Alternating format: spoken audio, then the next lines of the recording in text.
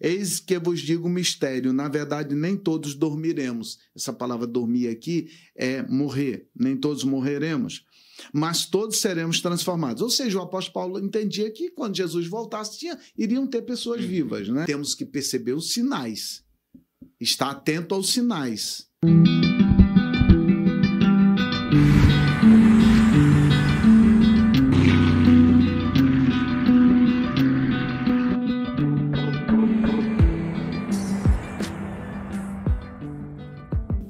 Aí alguns entendem a abertura de um do selo, no capítulo 6, né? Quando o Cordeiro se manifesta, né? Que as pessoas pedem aos montes, caiam sobre nós, o pessoal acha que é esse momento, é quando o Cordeiro vem buscar a igreja, Jesus vem buscar a igreja para estar com ele durante um período, lógico, depois a gente entende que dentro da nossa escola, que ele vai então voltar para governar mesmo e a igreja glorificada vem com ele. Aí você tem alguns textos bíblicos, inclusive em Zacarias capítulo 14, quando ele vem com seus santos, diz a Bíblia Sagrada, diz Zacarias capítulo 14, depois você pode ver lá, versículo 5. Então, existe a palavra arrebatamento. Essa palavra arrebatada é dessa forma. Agora, tem também no livro da primeira carta do apóstolo Paulo aos Coríntios, capítulo 15, a partir do versículo de número 51, que diz assim, ó: eis que vos digo um mistério, na verdade nem todos dormiremos. Essa palavra dormir aqui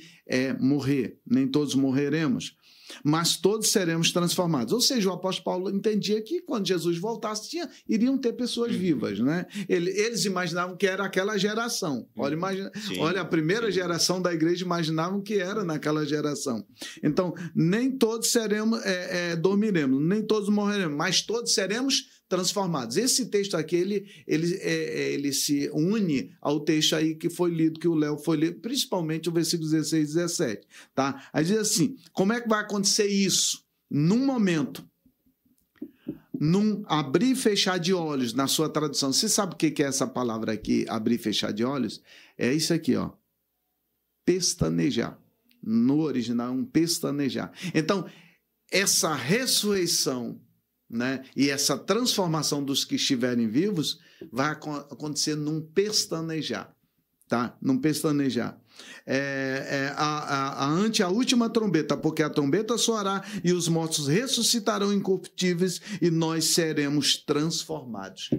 Então, essa palavra, aí junto os dois textos, aqui é num pestanejar, de maneira imediata, e a palavra arrebatamento entendeu? Digamos assim, essa palavra tomar com força, tomar de imediato, né? É rápido, né? Coisa desse tipo assim. Então, a palavra existe na Bíblia. O termo existe e esse termo existe uma convergência desses dois textos, num pestanejar. Essa transformação do corpo de quem estiver vivo e a ressurreição dos mortos. Então, a palavra está na Bíblia. Agora, a questão é, quando é que vai ser? Vai ser, aí entra a outra parte, antes da grande tribulação, no meio da grande tribulação, ou no final da grande tribulação, ou ainda depois do milênio, como alguns imaginam. Os idealistas, principalmente. Ou depois do milênio. Tá? O milênio, lembrando para os idealistas, é a igreja, então é Jesus governando através da igreja. Porque tem escola que não acredita nesse arrebatamento. Né? Exatamente. Então, tem escolas que não acreditam. E eu respeito. Por exemplo, a minha escola. Tá? A minha escola, ela que é a escola dispensacionalista, nós cremos no arrebatamento. Nós cremos no arrebatamento. Aí entra a divergência, quando vai ser? Porque na escola, por exemplo, mesmo nas escolas historicistas e tal, elas creem que o corpo vai ser transformado e os mortos vão ressuscitar. Isso é ponto convergente. Quem estiver vivo vai ter o corpo transformado para participar do reino eterno e, entendeu? Quem estiver morto vai ressuscitar em um corpo imortal, incorruptível, glorioso, que não se corrompe mais, que não sente mais dores e tal, e imortal, principalmente a imortalidade. Tá? Então, nesse ponto, nós convergimos. Agora, isso vai acontecer, nós vamos nos encontrar com ele nos ares, e veja que o texto de Tessalonicenses é explícito. Nós vamos encontrar com ele nos ares. Eu estou pensando na pergunta, mas entendeu? Deus tocou no meu coração. Pode fazer. Então, ele é explícito. Agora, Tem aqueles que entendem sim que nós vamos nos encontrar com ele nos ares, mas já no momento que ele estiver descendo e aí para governar. Então vai ser nesse momento aqueles que creem que na realidade a igreja vai passar pela grande tribulação. Então não tem nenhum problema. O problema, a questão toda, veja, que no final vamos nos encontrar com Cristo. Isso é que tem que convergir. Sim, sim. Se vai ser um arrebatamento, aí entra arrebatamento secreto, aí a Bíblia não Tem um fala filme Deixados disso. para Trás que trata isso. Isso, Tim Halo, exatamente, né? Então, aquela coisa toda, uma história e tal, mas é baseado na escola dispensacionalista, né? Sim. O Tim Halo baseia, então, os seus escritos e foi passado, então, para os filmes, então, entendeu? Baseado na escola dispensacionalista. Porém, arrebatamento secreto, né? Tal, vai ser secreto, não vai ser secreto, vai ser, porém, a palavra arrebatamento está na Bíblia. Vai ser invisível para quem ficar dentro da nossa escola, crer dessa forma, entendeu? Ou não vai ser invisível, porque, olha, Jesus subiu, como é que Jesus subiu? Todos estavam o quê? Vendo Jesus subir, não foi quando Jesus foi recebido nas alturas? Sim. Então, aí alguns defendem, não, nós vamos nos encontrar com ele, mas todo mundo vendo, vamos nos encontrar, tipo, um cortejo de recepção para a descida, então, do noivo, né? Entendeu? De Jesus Cristo, do Cordeiro, né? Então, alguns entendem dessa maneira, não é secreto, não importa, o importa é que vamos nos encontrar com Cristo. Vai ser lá nos ares, aí dentro da escola dispensacionalista, vamos passar um período lá com ele, como fica aqui o mundo, né? Em grande tribulação, 7 anos, exatamente, essa coisa toda. Tá bom? Aí já são outras questões, tá? E agora, a questão é, Jesus vai voltar e a igreja vai se encontrar com ele. Porém, essa palavra arrebatamento converge para 1 de Coríntios capítulo 15, versículo 51 em diante, num piscar de olhos. Então, há uma convergência. A palavra é bíblica e está na Bíblia. Então, só Paulo que fala, então, né? Só Paulo que fala. Dessa forma, só Paulo que fala. Então, o que acontece? Não é assim, arriscado. Eu sei que Paulo, quem sou eu para criticar Paulo? Não pretendo 2000 anos depois ser aqui o... Mas não é arriscado você pegar um negócio que só um cara falou, por mais... mas ele fez todas as bases. Você escrever para trás é uma coisa, né? Você projetar para frente, acho que é diferente. Não é complicado pegar o que um cara falou e criar uma doutrina baseada nisso. Isso. Aí nós iríamos desconsiderar a Bíblia como uma plena inspirada palavra de Deus.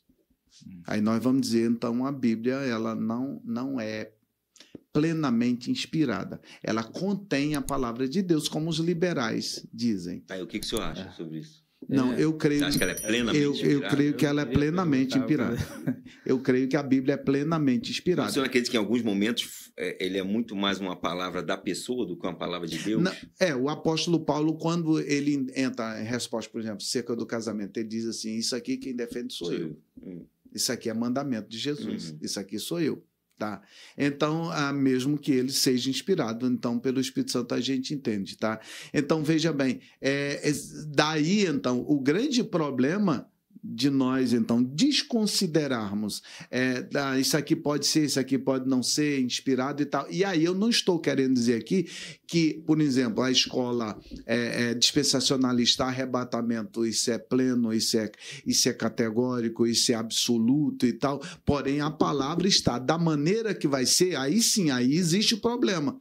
Por exemplo, vamos falar essa palavra, arrebatamento, tomar com força, sequestrar, rapto. Você vai ter um sequestro, digamos, invisível para quem está em volta, porém você também tem um sequestro visível, uma pessoa que foi pega, foi sequestrada, de repente foi arrancado do seu lugar e tal. As pessoas estão vendo em volta, estão ali, traçando um paralelo. Então imagine então, essa palavra arrebatamento dessa forma, tá? É um sequestro rápido. Rápido, tá? É um sequestro rápido. Porém, Quem está em volta vai ver? Não vai ver? Aí já são outras questões. Piscar de olhos, aí entra essa coisa. A ressurreição vai ser um piscar, aí é a ressurreição, num piscar de olhos. Agora, a subida para o encontro com Cristo, vai ser também assim? Não vai ser assim? Vai ser visível para todos que estão em volta? Aí é outra questão. Sim. Agora, a palavra arrebatamento está. Então, quando a maneira é como se interpreta a questão, como se interpreta verdade, essa palavra assim, arrebatamento. Até a minha pergunta, né? Primeiro porque eu acho importante falar, o canal é para isso, né? Sim, e pode ser a dúvida de outra pessoa. Sim, e tal. Com certeza. A pergunta, sem querer até estender a discordância, não é a minha opinião pessoal, tá? Eu só levantei. Pode ser a dúvida de alguém e assim, os pontos principais não tem discussão. Né? A questão da volta, a questão do encontro, a forma ali como isso vai acontecer, que pode ser que tenha alguma discussão, alguma discordância, mas até a questão, né? Olha como você me respondeu, eu não quero estender a discussão, até porque falar com ele é difícil. Mas olha só, quando eu falei de Paulo, que só ele fala isso, você me respondeu, não, mas aí você vai considerar que a Bíblia não é inspirada. Se isso for a resposta para tudo que não tem resposta, eu acho que a gente entendeu. Eu entendi. Você não acha que, sei lá, Deus abriu ou não o Mar Vermelho? Acho que é um consenso meio que não foi exatamente no lugar que está escrito. Então a Bíblia está errada, ela não foi inspirada porque ela contém um erro de geografia?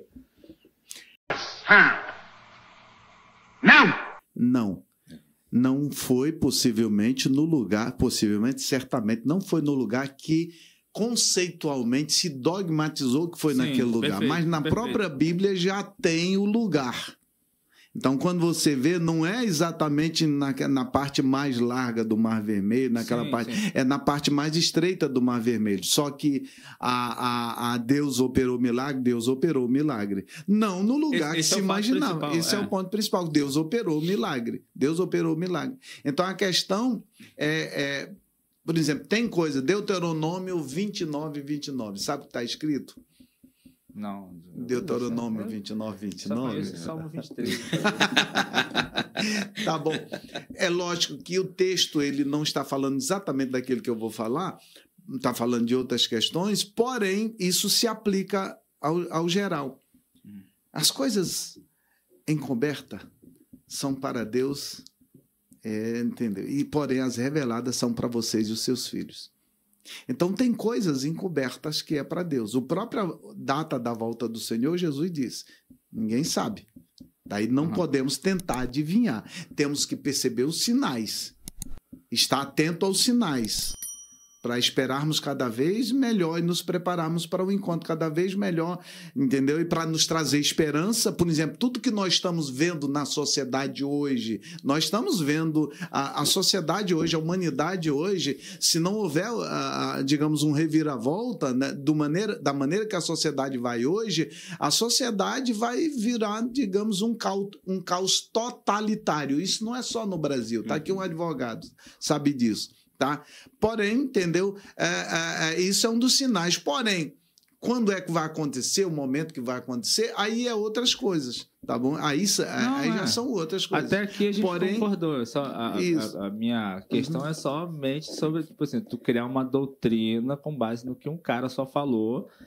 Aí tu me responde com a questão da inspiração, mas erro por erro tem erro em outros lugares. Então ela não seria inspirada? Aí, se você disser assim, não, então o apóstolo Paulo estava errado. Ele estava errado. Sim. Aí você vai dizer assim, bom, a Bíblia não é plenamente inspirada. Eu não digo que ele estava errado, digo que de repente era uma opinião dele. Entende? Não é. Ele coloca aqui cabalmente. O texto entendeu? Fala cabalmente. Então, olha só, aí você vai criar um problema sério para nós os cristãos. Aqui é inspirado? Não, aqui... Aí nós vamos escolher o texto inspirado. Tá, lógico. Aí você tem que olhar a cultura da época. A cultura, porque tem textos na Bíblia que é cultural, que tem a ver com a cultura da época. cultura e com o tempo, né? O tempo, exatamente, questão do tempo. Por exemplo, o Antigo Testamento. Se você for olhar o Deus que nós servimos e for pegar o Antigo Testamento, você vai dizer assim, entendeu? Deus é um Deus islâmico, é o Deus que os islâmicos ensinam, né? Entendeu? Que é um Deus vingativo, né? E tal, aquela coisa toda. Porque a ética do Antigo Testamento ela é preservacionista. Tá? Deus manda que o povo invada a terra, retorne à terra que era deles, que Abraão, Isaac e Jacó tinham comprado aquela terra. Aquela terra ali, Abraão, Isaac e Jacó foram comprando aos poucos. E simplesmente quando Jacó com sua família foi para o Egito, ele foi, na realidade, quando retornou 400 anos depois, eles estão se apossando novamente da terra que ele já era deles por direito, os seus antepassados. Tá? Então Deus manda que eles destruam todas aquelas nações, de todos, e Deus manda. Se a gente olhar isso, inclusive homens, mulheres e crianças, né, a gente diz assim, pô, Deus, é um déspota, é um sanguinário e tal. Mas tem a ver o seguinte, o Salvador viria à humanidade, o próprio Deus viria habitar entre nós. E qual era o povo que Deus, então, através de que povo Deus viria? Através do povo judeu. Sim. Então, para o povo judeu ser preservado como nação, ele precisava destruir aquelas nações, porque naquela época não se tinha a linguagem da negociação política e tal. Era a noção de posse e propriedade. Exatamente. Era a lei do mais forte. Se não destrói, vai ser destruído. E tinha um outro problema. A questão da adoração a cultos, a ídolos e a tanta coisa mais, né? Entendeu? Que tinha entre os cananeus e tal. Então, Jesus deveria vir em uma nação, na realidade, onde se adorava ao único Deus. Porque Jesus, ele não veio já sabendo que era Deus. Ele aprendeu. Ele foi crescendo e aprendendo, crescendo em estatura e em conhecimento e em graça. Ele aprendeu a entender, então, quem era ele. Ele era Deus. E só na fase adulta ele entendeu isso. Então, por isso que a ética do antigo é diferente, é uma ética preservacionista. Então, se formos olhar sobre esse ponto de vista, né, o Antigo Testamento, então, ele está totalmente desconexo do Novo, né, sob o ponto de vista desses... entre aspas, dessas... não quero estender, não. Guerras todas. Posso fazer uma pergunta para a gente encerrar? Pode. Posso para a gente ir encerrando ou você tem mais alguma coisa? Tem mais uma. Tem mais uma? Porque a minha, não sei se ele vai estender também, se dá para estender. É porque, gente, eu sou muito detalhista. Não, sim.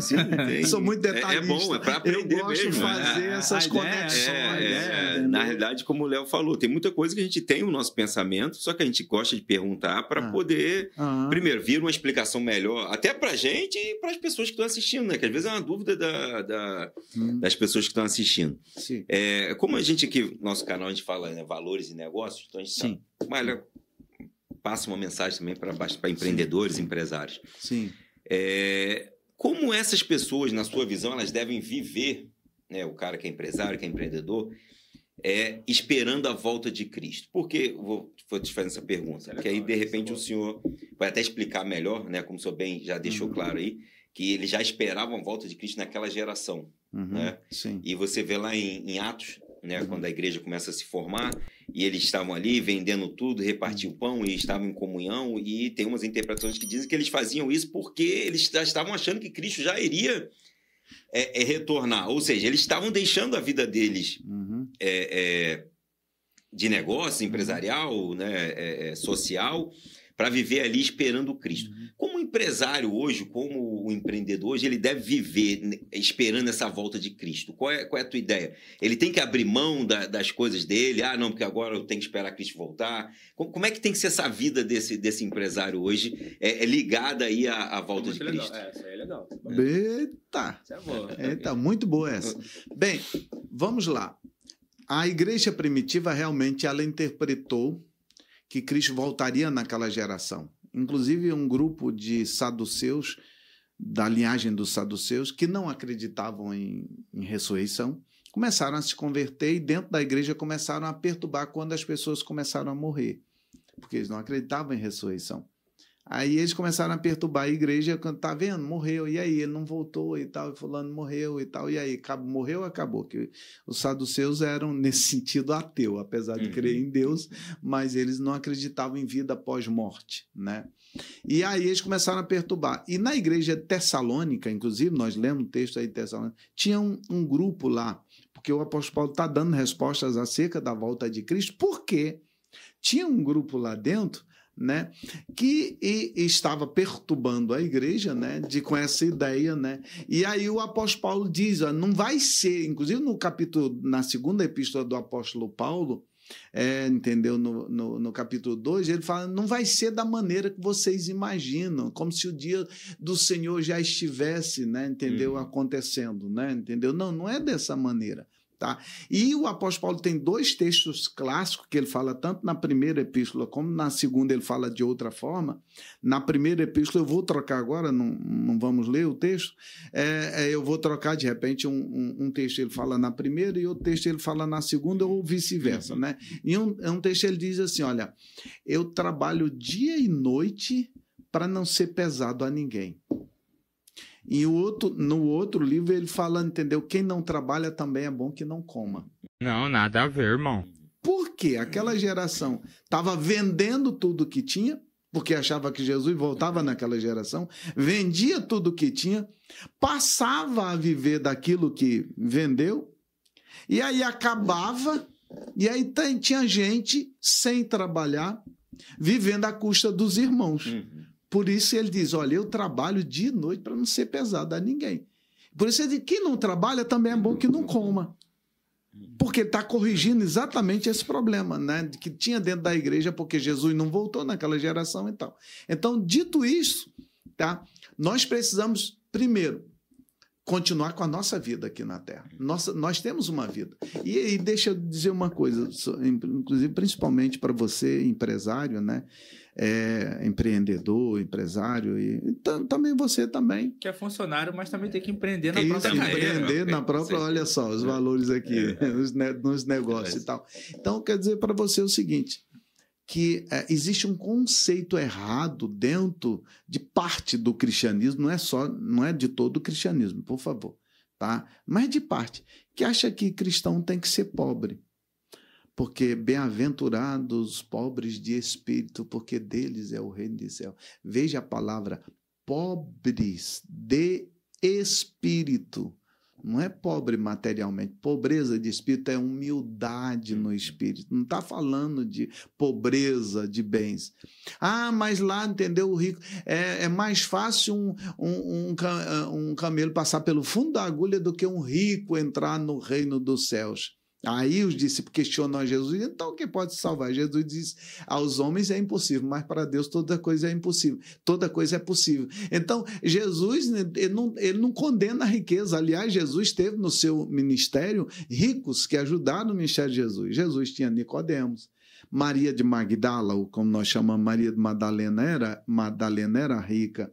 Tinha Joana, esposa de Cusa, que era um procurador romano, que também era rica. Tá? Marta e Maria eram uma família rica, abastada, que ajudavam a Jesus no seu ministério. Teve José de Arimateia também, que era rico também, e ajudaram no ministério de Jesus. Então não tem problema. A questão é, onde estiver o teu tesouro, aí estará também o teu coração. Então a pergunta é, onde é que está o teu tesouro? É em Deus ou nas riquezas? Então se você depositar o teu tesouro nas riquezas, aí sim, aí é o problema. Aí pode ser um problema para o rico. Nós temos 2 momentos, então, eu estou falando aqui porque eu estou falando para empresários, sim, também nesse momento, dando a resposta de Joana W. Estou usando essa questão aqui. Nós temos dois ricos, digamos assim, com pensamentos diferentes. Ele se aproxima de Jesus, era um jovem rico. Senhor, que farei eu para herdar a vida eterna? Aí Jesus começa a citar os mandamentos para a gente... digamos assim, resumir. Aí ele diz assim, Senhor, isso aí eu já fiz desde a minha infância. Na minha mocidade eu faço isso. Ou seja, então tiro de letra, já estou lá. Aí Jesus diz, só te falta uma coisa. Vai, vende tudo que tem e dá aos pobres, aí tu pode me seguir. Que cara saiu triste. Na verdade, porque esse texto é utilizado até como pretexto. Então, exatamente. Jesus mandou o cara vender. Exatamente. Triste porque ele possuía muitas propriedades. Esse é o problema da interpretação errada. Jesus já sabia onde estava o coração dele. Jesus já sabia. O coração estava nos bens, não estava em Deus. Ele era apenas um religioso. Um religioso. Ele realmente não estava, o coração dele não estava em Deus. Aí o que acontece? Jesus, então, entendeu? Então, ele saiu triste porque ele possuía muitas propriedades. Porque isso foi um fato isolado, né? Um fato isolado. Todo mundo sai vendendo tudo. Exatamente. Aí tem um outro caso, que é o oposto. Zaqueu. Zaqueu era fiscal da Receita Federal da época. Fiscal da Receita Federal. E os fiscais da Receita Federal eram ricos na época, muito ricos, porque o Império Romano ele tinha a taxa de imposto. E aí ele tinha taxa. Os de hoje ainda são. Então. Fala baixinho para ninguém ouvir. Tá bom. Ninguém corta, edita, isso aí.